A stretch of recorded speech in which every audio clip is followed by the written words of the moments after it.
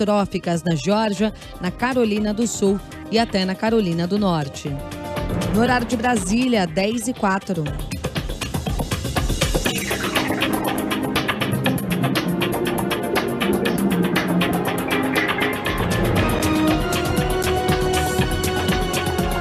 Repórter CBN.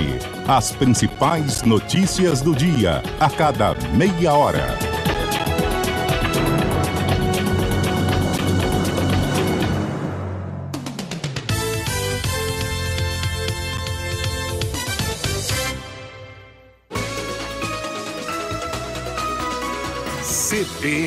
CBN Campo Grande.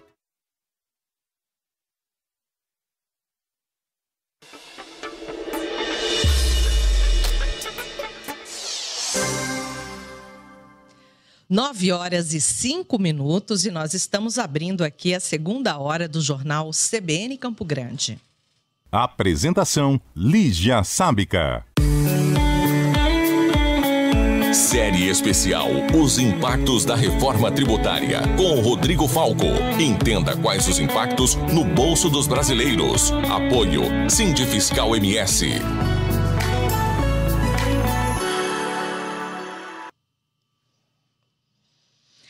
Muito bem, a partir de hoje você vai acompanhar aqui na CBN Campo Grande a série especial Impactos da Reforma Tributária. Todas as terças-feiras vamos debater o tema sob vários aspectos. E quem está à frente dessa discussão é o presidente do Sindifiscal MS, Rodrigo Falco. Bom dia, bem-vindo à CBN. Bom dia, Lígia. Obrigado. Primeiramente, agradecer, o convite da CBN. É sempre uma honra, agradecer em nome do Sindifiscal, é sempre uma honra estar aqui com vocês. Bom, neste primeiro episódio, a proposta aí é simplificar, desmistificar aí, para as pessoas entenderem o que é essa reforma tributária que tanto se falou, que tanto se discutiu e que agora começa a ser regulamentada. Agora vem a etapa principal da reforma, E eu começo, então, querendo saber o seguinte: quais são as áreas de tributação? Onde é que está o principal impacto aí da reforma? Lígia, realmente é um desafio, o que nós estamos nos propondo a fazer aqui, que é explicar, porque realmente o tema é complexo. A gente se propõe a explicar os impactos, que é aquilo que realmente interessa as pessoas, a gente passando ao largo aí das questões técnicas, para explicar da forma mais simplificada possível. O que realmente interessa aqui é o que muda e os impactos na vida de cada um, das empresas e das pessoas. Mas para isso demandarão vários episódios, onde nós explicaremos nos episódios, cada um com um aspecto da reforma tributária e os seus respectivos impactos. Nesse primeiro, eu acho que seria interessante a gente bater um papo aqui, explicando de fato o que é a reforma tributária, E por que mudar? Porque a sociedade brasileira, o Estado brasileiro se propõe a um processo tão dificultoso, que é esse da reforma tributária, que tem um desgaste político e financeiro de tempo muito grande, Então, acredito que a gente pode começar aí explicando, primeiramente, o que é a reforma tributária. E depois... Então vamos lá, para quem está vamos lá para quem está nos ouvindo aí e está cheio de dúvidas sobre a reforma tributária, a hora é agora. Fique ligado na CBN Campo Grande. Vamos lá, Rodrigo. Lígia, primeiro a gente precisa... Ninguém gosta dos impostos, ninguém gosta dos tributos, mas a gente precisa entender, deixar isso bem claro, que o tributo ele é tão antigo quanto o próprio Estado. Não existe Estado sem tributo, porque não existe administração pública sem recurso, não existe prestação de serviço público, as políticas públicas sem que tenha um recurso para fazer frente a tudo isso. O Estado não gera renda, o Estado ele presta um serviço à população a partir dessa arrecadação, Exatamente. E a sociedade, num determinado momento, ela precisa decidir qual que é o tamanho desse Estado. Quais são os serviços que esse Estado vai prestar? E quanto mais serviços, maior ele fica, mais recursos ele demanda. Nós decidimos na Constituição de 88 que o nosso Estado, o Estado brasileiro, iria universalizar a saúde e a educação. Isso gera toda uma estrutura pública, o SUS, né, e de saúde. Então, o Estado brasileiro demanda mais recursos que outros países, mas em decorrência de uma decisão nossa lá de trás, em 88 precisamente. Então, precisamos de recursos. E precisamos, então, tributar. E a tributação é feita dentro de um sistema tributário, que é o sistema que nós temos hoje e que nós estamos, nesse momento, reformando parte dele. E é importante a gente entender que nós estamos reformando um pedaço dele agora. E que pedaço é esse? A grande maioria dos países tributam 3 áreas, 3 manifestações de riqueza ou atividade, como se diz. Os países tributam a renda. Então, a pessoa física ou jurídica ofere renda, tem um acréscimo patrimonial, paga tributo, paga imposto de renda. Então, a renda é um. Tributamos também o patrimônio, exatamente, né? Se você tem um imóvel urbano, você paga IPTU. Se você possui um imóvel rural, você paga o ITR. Se você tem um veículo automotor, você paga IPVA. Se você promove transações com o seu patrimônio, com bens, você vai pagar ITBI, você vai pagar, vai doar, você vai pagar ITCD, né? Nas transmissões causa-morte também. Então, isso são relacionados ao patrimônio, essa tributação. Nós tributamos também o consumo. Que é a outra ponta. Nós tributamos o consumo, que é bens e serviços. Nós consumimos serviços, nós consumimos produtos. Além essas 3 áreas, também tributamos a folha de pagamento, que é uma tributação específica, uma destinação específica, e a grande maioria dos países tributam essas 4 áreas. O que nós estamos reformando hoje? Essa reforma trata algumas alterações pontuais do patrimônio, algumas alterações no IPVA. Agora nós tributamos também aeronaves e embarcações, que não acontecia, vamos fazê-lo, e também algumas questões pontuais no ITCD. Muito bem. A grande reforma daquilo que realmente é necessário e a grande mudança dessa reforma é a relação ao consumo. Tá? Então, quando nós falamos dessa reforma que está acontecendo, nós estamos falando sobre uma parcela do nosso sistema tributário que é relacionada ao consumo.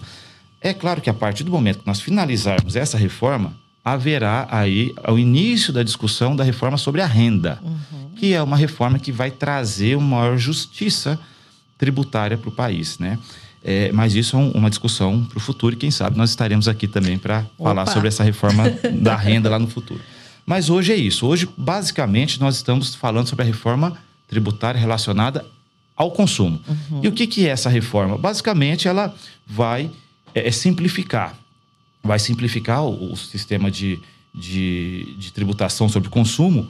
Ela vai unificar, vão deixar de existir 5 tributos, né?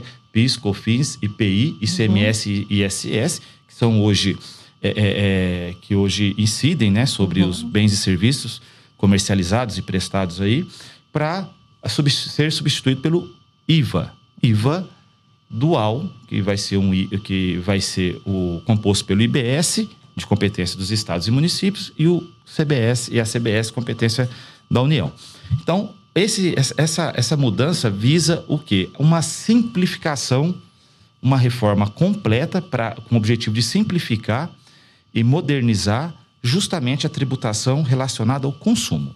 E aí nós temos uma etapa para essa mudança, né? É isso que a gente está agora regulamentando e propondo exatamente como isso se dará, como será essa substituição, não é isso? Isso. Nós teremos a reforma, ela acontece por fases, né? Primeiro, houve a fase constitucional, houve a publicação de uma emenda. A partir daí, está ocorrendo agora a regulamentação a nível nacional e depois haverão aí as regulamentações de leis ordinárias, depois as normas complementares a nível estadual e municipal. E qual é, nesse momento, a grande discussão aí para essa regulamentação? Nós vivemos, esses dias mesmo, a gente estava aí com um debate sobre a taxação das blusinhas, por exemplo, né? Tem muitas questões que estão sendo discutidas, né? Mas outra questão, acho que mais importante que as blusinhas, com maior impacto até para a população, veio a questão da carne, né? Que isso inundou os noticiários. Veja que a carne, Lígia, assim, para deixar bem claro um ponto que eu acho importante, é que essa reforma ela busca não trazer nenhuma alteração da carga tributária, é manter. Mas em alguns pontos haverão situações em que você vai ter uma desoneração, eu vou entrar agora na questão da carne. Então, se você vai desonerar, se você busca ter uma mesma arrecadação do sistema que você aumenta para alguns e diminui para outros, né? Então sempre vai ter quem vai chiar e quem vai comemorar. Exatamente. Então nós temos o exemplo da carne. O que acontece? A carne, hoje, na maioria dos estados, você tem uma tributação aí, no caso de ICMS, de 7%, que você tem uma redução já hoje. E então, se você considerar a carga efetiva da carne, ela gira em torno, com essa alíquota de 7%, ela vai girar em torno de 10 ponto alguma coisa. E é isso que se buscava com uma redução de 60% da alíquota base do IVA, era buscar manter essa tributação. O que aconteceu? Houve uma decisão do Congresso de zerar a tributação sobre a carne. Houve a decisão. E houve uma grande discussão de se incluir ou não a carne na cesta básica e isentar a carne. E acabou acontecendo. Mas isso é uma decisão do Congresso, uma decisão dos representantes da sociedade brasileira que decidiram isentar a carne, que não acontece hoje, e ela passou a ser isenta. Então, o que aconteceu aqui? Aconteceu que houve uma desoneração desse produto que vai impactar no sistema como um todo, né? E aí nós temos a discussão técnica e a discussão política, né? Que é o que impacta aí como vai ser essa reforma, né? Exatamente. E aí, por que a gente vai... Por que politicamente a gente entendeu que era importante, né? E aí, e acho que esse que é o ponto que a sociedade precisa compreender. O nosso sistema hoje, o atual, ele é obsoleto. Ele é obsoleto, ele é complexo demais. E a obsolescência dele não é só pelo tempo, né? Ele é pela natureza do sistema. Veja que o IVA é um sistema muito considerado mais moderno, melhor, e não é por outra razão que ele é adotado por mais de 170 países. E o Brasil demorou para entrar, né? Para discutir isso, para entrar nisso. Nós estamos há 30 anos discutindo reforma tributária, na realidade, né? Desde o início, ele já foi criado, esse sistema é tão complexo, ele foi criado já ultrapassado. Então, já se busca a alteração desse modelo há muito tempo. Quando a gente fala isso, a gente está falando do consumo, tá, Lígia? O próprio deputado Rauli, né, um deputado federal do Paraná, ele costuma falar, há 30 anos que ele está com essa pauta no Congresso e hoje que efetivamente vem acontecendo. E nós temos aí muitas consequências disso que você está falando, de ser obsoleto, ineficiente. Nós temos um alto índice de sonegação aqui no Brasil, né? Sim, e esse é um dos principais motivos que a gente precisa. Porque a reforma tributária, a gente tem que enfrentar um alto custo político, de tempo, um período de transição longo.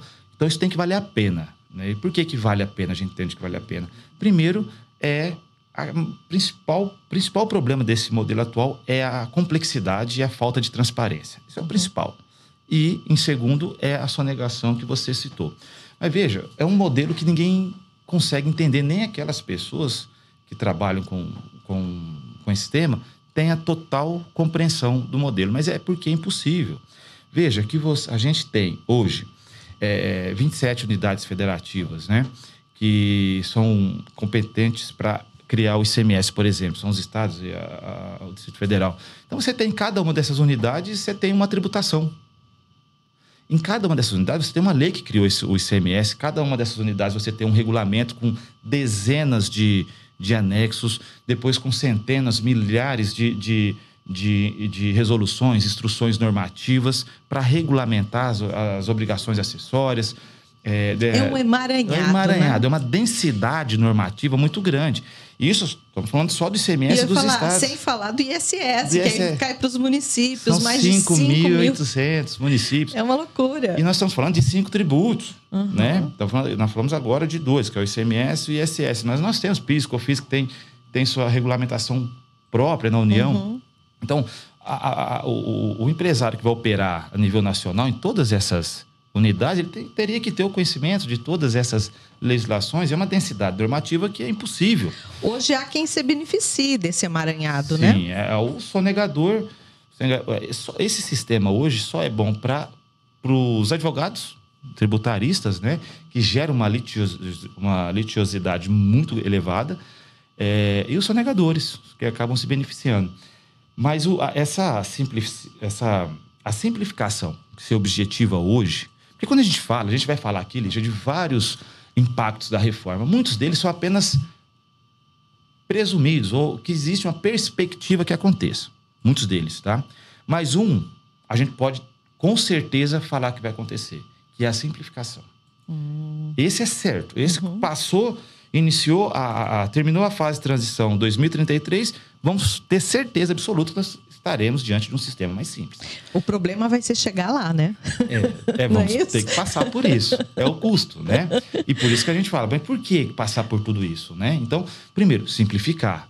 Para mim, Lígia, só esse benefício, só a simplificação, porque com ela você vai trazer o quê? A transparência. O cidadão saber o que está pagando e quanto está pagando. Né? Só esse impacto já valeria a pena todo o esforço que nós estamos enfrentando para fazer essa reforma tributária. Então, qual é o impacto da sonegação? Quanto o Estado deixa de arrecadar? Eu não tenho dado aqui do Estado do Mato Grosso do Sul, mas no Estado, União, enfim, o que temos? Para todos, né, na questão do país, considerando União, Estados e municípios, se estima que por ano são 417 bilhões de reais que deixam de ser mais de arrecadados. 400 bilhões que poderiam voltar a investimentos, em melhorias para toda... Justamente por um sistema como esse que está ultrapassado, que está, né? E como que nós vamos... Então, uma questão é a complexidade, que nós vamos superar a complexidade. Esse sistema, ele busca isso, a simplificação, isso vai acontecer. A outra é justamente reduzir a possibilidade, as brechas para a sonegação. Porque hoje nós temos um modelo declaratório. Hoje o contribuinte decide. Ele decide não, ele arrecada de você, ele vende um produto, ele presta um serviço, aí ele vai lá recolher para o Estado, para o município, para a União. Fica a critério deles, a gente fica subordinado a ele querer cumprir, né? Ele querer cumprir as obrigações tributárias dele. Nós vamos mudar, nós vamos aplicar um sistema chamado Split Payment, né? Que é apartar a parcela do pagamento daquele produto. Então, quando a pessoa comprar, o cliente comprar um produto numa loja e ele utilizar um dos meios de pagamento, que não seja cheque ou dinheiro vivo, o sistema financeiro já vai fazer apartar o valor do tributo destinado ao Estado. Né? Quando eu falo Estado, estou falando de forma geral. Então, isso vai evitar o quê? Boa parte da sonegação. Porque já vai ser repassado diretamente, já vai ser repassado diretamente. E se de um lado nós vamos evitar a sonegação, diminuir muito, nós vamos fechar bastante a possibilidade de sonegação, porque o tributo já vai estar indo diretamente para o Estado, a administração tributária. Da fonte para o cofre público. Exatamente. E quando você reduz... Porque qual que é o problema da sonegação hoje? Basicamente, nós temos 3. Ele gera um desequilíbrio concorrencial.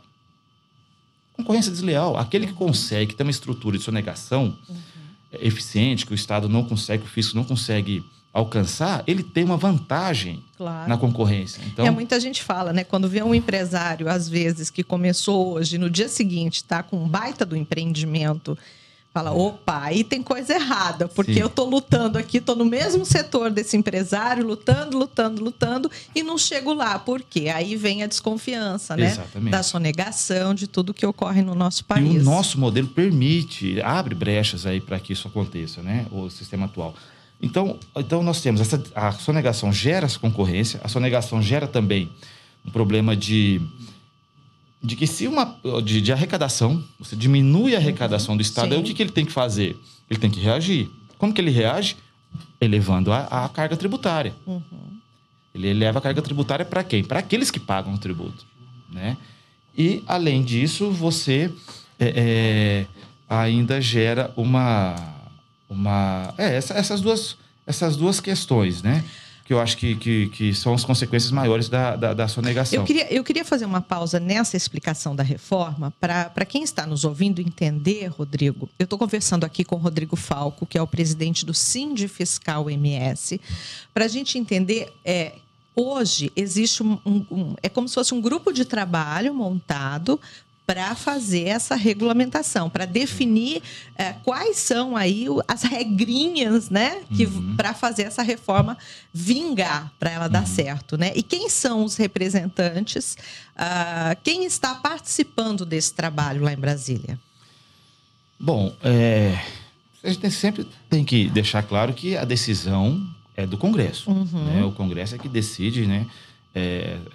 Mas eles não são técnicos, os nossos senadores, nossos deputados, eles precisam ter os técnicos junto com eles. Então, eu pergunto assim, quem está hoje assessorando, né, o nosso Congresso para que essa legislação seja mais eficiente mesmo? Nós temos o grupo de trabalho da Secretaria Extraordinária, né, do Bernardo Api. Nós temos um grupo de trabalho, inclusive tem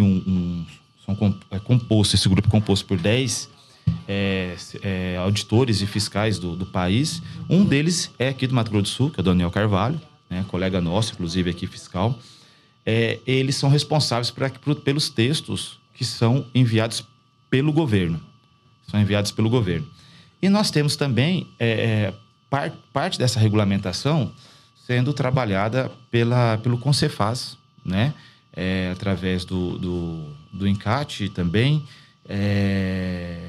Concefaz, Conselho de Secretários de Fazenda, isso, né? E o Confaz também, através do ENCAT. Exatamente. Então, tem ali um grupo de fiscais e auditores do país que estão trabalhando nas propostas que serão enviadas, né?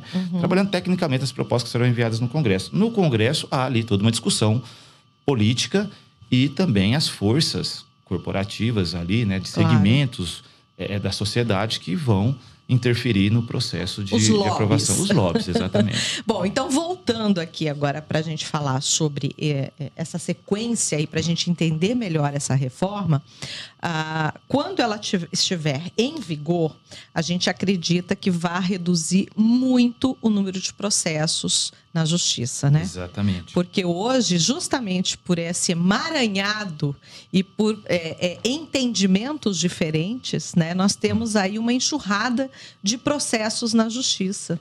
Um dos maiores problemas, Lígia, do modelo atual que a gente enxerga é o alto índice de litiosidade. Primeiro, existe a complexidade do sistema, a gente já comentou aqui, a sonegação, que daí a pessoa só nega, o Estado corre atrás, faz a cobrança, lança e depois isso vai ser cobrado judicialmente e acarreta a execução fiscal. Em 2021, o CNJ fez um levantamento dos 77, olha que loucura, dos 77 milhões de processos que estavam em tramitação no país. Na Justiça Brasileira. Na Justiça Brasileira, 40% o tema era tributo. Uau! Olha a loucura. De tudo que é discutido no judiciário, questões trabalhistas, de família, administrativa, crime, né? Sim, de tudo. Eu achei que era crime. De tudo. É tributo. É tributo. 40% dos 77 milhões. Veja que a execução fiscal já é considerada há muitos anos pela Justiça a maior razão da morosidade da justiça brasileira. Veja, então, quando um dos impactos, então, nós estamos falando dos impactos da reforma tributária, um dos impactos com a simplificação e com o split payment, com um pagamento ali já garantido, nós vamos ter um grande impacto aí depois de 10 anos, né? Porque esses processos... é um processo, né? Esses processos judiciais, eles têm em média, acho que entre 8 e 10 anos que eles ficam no judiciário. E veja que são processos que têm um baixíssimo índice de assertividade lá, de resultado. Porque eu acho que não dá 5% das execuções fiscais realmente são revertidas em em recursos para a administração. Então, nós temos e a cada 100 processos naquele ano que entrava de discussão tributária, apenas 12 eram baixados por ano. Então, entrava 100, baixava 12. Veja que é um gargalo que realmente dificulta. Desproporcional, né? E aquele cidadão que precisa da tutela jurisdicional fica prejudicado, que não consegue, né, um acesso à garantia da prestação jurisdicional. Veja que hoje, só aqui, o Mato Grosso do Sul tem, hoje, atualmente, cerca de 9,7, cerca de 10 bilhões de reais sendo discutido no judicialmente. Esse número para o Mato Grosso do Sul é tão grande, porque nós temos aí a arrecadação do Mato Grosso do Sul de 2023 de ICMS foi cerca de 16 bi. 16 bi, que é o grande tributo do Mato Grosso do Sul, 16 bi. Então nós temos 9, quase 8 bi na justiça. Nós temos quase 10 bi. Quase 10, é verdade. Quase 10 bi sendo discutido judicialmente. Tamanho é o problema, né? Isso sem falar das questões. A reforma ainda vai trazer, vai melhorar a questão do benefício fiscal, né? Que nós temos hoje uma prostituição, né? Nessa questão da guerra fiscal. Os estados eles vão concedendo benefícios para atrair empresas, para buscar geração de empregos. Isso vai gerando uma desoneração que impacta bastante na arrecadação desses estados. Bom, nós estamos chegando aqui aos instantes finais do nosso bate-papo, uma introdução à nossa série especial, os impactos da reforma tributária. Então, toda terça-feira você estará aqui e nós teremos um convidado especial. Vamos ter representantes do Estado, representantes desse grupo de trabalho lá no Senado, lá no Congresso, né? Que agora está no Senado já essa parte. Então, vamos discutir toda terça-feira a reforma tributária aqui na CBN Campo Grande. Isso aí, Lígia. Obrigado. E a última palavra é que dessa questão das mazelas do nosso sistema, a realidade é que nós é como se fosse um nadador, o Estado do Brasil fosse um nadador, né? Levando aí em consideração as Olimpíadas, e tivesse com uma bola de ferro nos pés. Né? A reforma tributária vai ser retirar essa bola de ferro, melhorar o ambiente de negócio para o país, para viabilizar, no final das contas, isso é uma perspectiva, até o crescimento da atividade econômica, do PIB como um todo. Nossa, isso é um sonho de todo brasileiro. Antes tarde do que nunca, né? Muito obrigada. Até terça que vem, então. Obrigado, Lígia.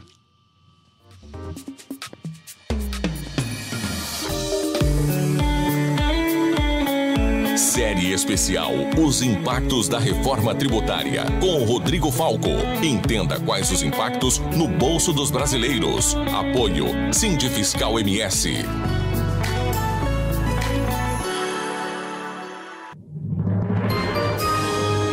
Repórter CBN. Oferecimento Calcário Agrícola com preço imbatível é na Calcário Cauluz. Acesse cauluz.com.br. Prova individual.